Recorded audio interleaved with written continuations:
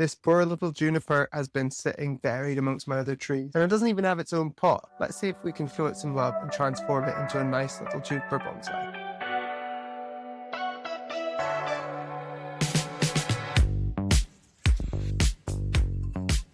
Hi, I'm David from Bonsaiable, and I'm here to share what I've learned over the last decade of bonsai. If you like what you see, subscribe to the channel for more bonsai tips. I'm going to start out by cutting away any dead branches or weak growth on the interior. That will help familiarize us with the structure of the tree and leave us just with healthy growth.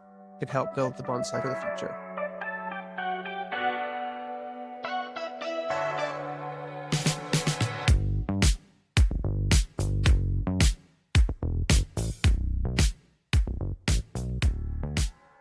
So with that dead growth cut away, I can see into a bit more of the structure of the tree. Now this tree started life as a small juniper whip that I wired up to give it some shape and then grew on in a pot to thicken up and develop. And I can't remember why, but at some point I needed the pot. So it came out of the pot, went onto the ground, and I never came back to repot it. And it's been kind of neglected ever since. But actually, underneath all this, there's some really interesting shape and structure to the tree. And it shows a lot of the benefits of wiring up young material when it's very early on in its growth. So the base starts in here and twists around in this really nice loop. So I think we can make something really nice with this. We just need to work out a front, work out which branches we can use, and pot it up into something a bit more bonsai friendly. Okay, the next thing I'm going to do is remove this wire. And as you can see, it's quite severely bitten in.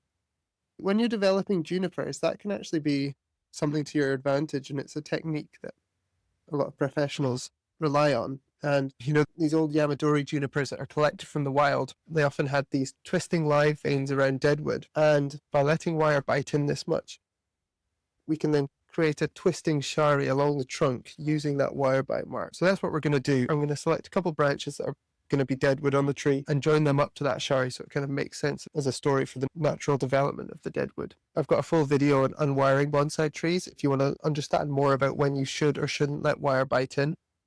I'll leave a link in the description. When I'm unwiring this, I'm really trying to lift this wire up in the same direction as it's gone into the branch with, because if you move it sideways, it can really damage the tree.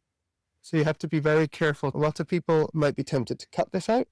It's too deep to cut the wire out without damaging the surrounding tissue. Okay, that's the wire off. I'm wondering about styles for this tree. Could go cascade, could make it more upright. But I think I might keep it like this, kind of have an apex here, some return branches here, and then let this flow down. This could maybe be a nice, interesting piece of deadwood up at the top. So like a semi-cascade. Okay, and we need to reduce the foliage a bit because there's too much here for us to deal with. Importantly, I want to reduce it in a way that maximizes growth in the interior. For example, this long branch here is going to be too long and too strong for the tree, but it's got a little side branch here. So if we cut this back, we can use this as a small return branch. And in here, we can cut this back to a smaller branch that can be a little branch on top. This crotch growth is quite interesting. A lot of people would say, let's cut this back. I'm going to leave it and let it develop because it might actually develop into a nicer branch than this one above it. So I'm going to let them both go, see which one looks best in about a year. I've got a branch at the rear here. It's quite long. There's no foliage close to the trunk. I'm going to prune that out because I don't think it's going to be useful for us.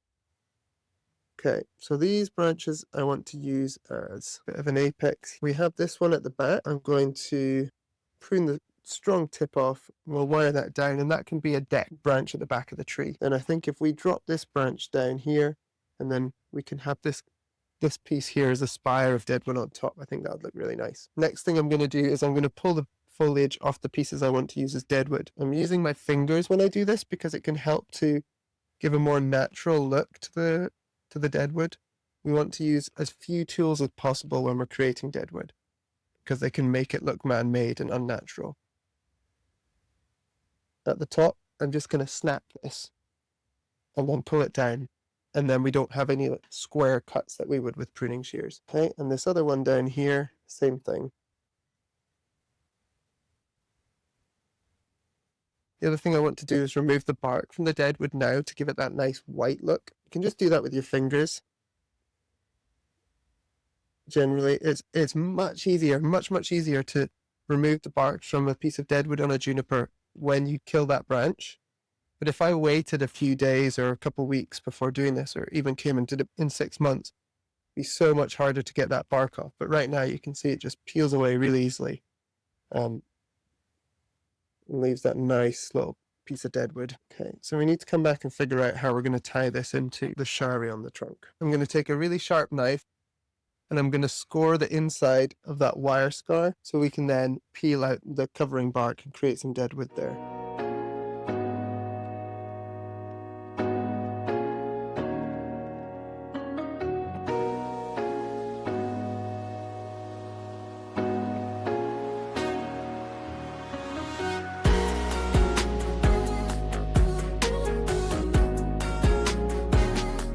Okay, so I'm going to prune and wire the rest of the foliage to give this bonsai some shape.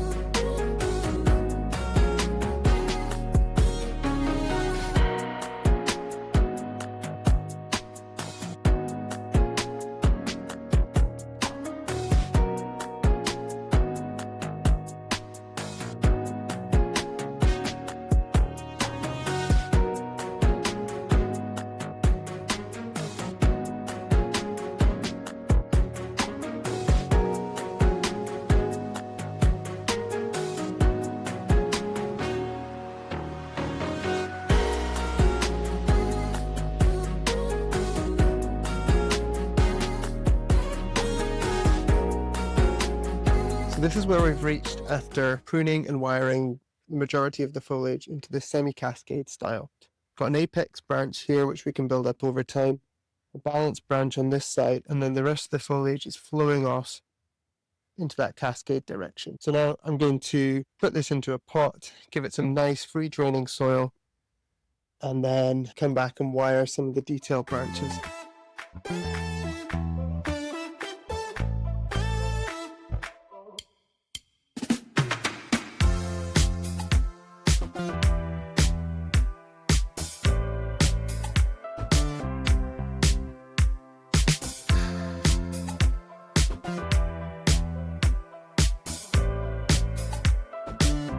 I don't want to do too much to the roots because it's not the right time of year to be repotting. Without removing too much, I've tried to reduce down this top layer a little bit just to give a bit of clearance to this bottom branch. I've gone around the edges to loosen up the walls and the same on the bottom, and I've just reduced the root ball slightly so it can fit inside the pot I've chosen, but I haven't really pruned many roots at all from the tree. So now I'm going to prep the pot, fill it with soil, get this tree in, and tie it up nice and secure.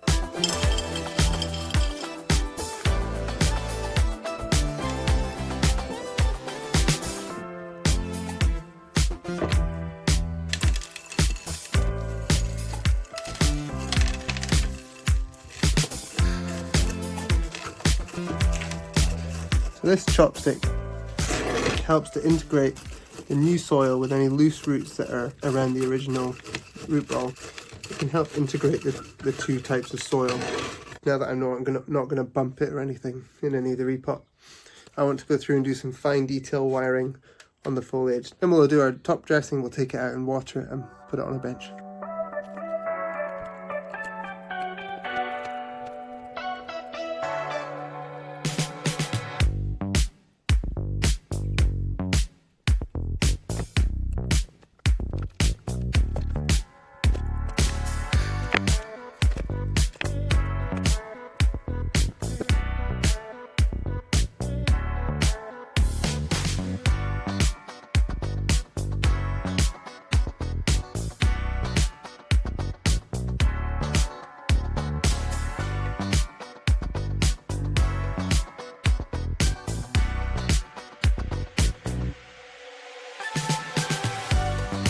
There you are, neglected juniper taking its first steps.